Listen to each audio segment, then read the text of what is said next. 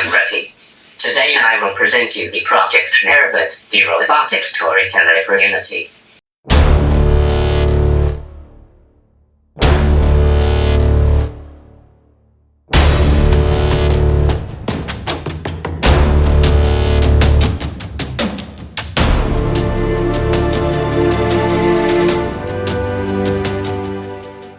This is the Emperor. He is a great person who holds a lot of power. Fear him. This is the Devil. You are seduced by the material world and physical pleasures. Shame on you.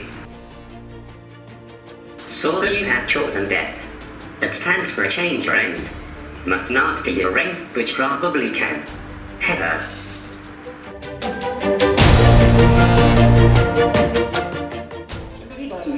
Bist du ganz allein. Du gehst auf den felsigen Hügel zu und kommst dabei durch eine sumpfige Wiese. Du gehst weiter und kletterst immer höher. Dabei wird dir klar, dass du über ziemlich steil und gefährlich aussehende Felsen klettern musst, wenn du den Gipfel erreichen willst. Du fängst an, den steilen Hügel hinaufzuklettern.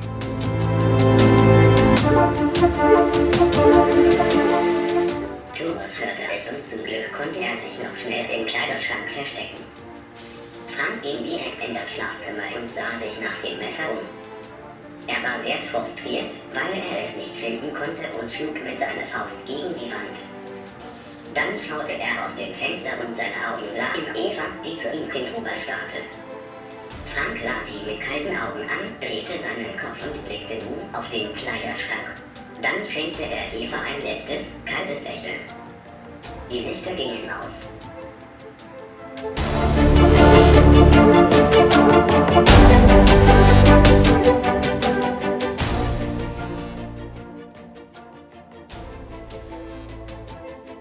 Rule number 51, would like to alliterate water and ice.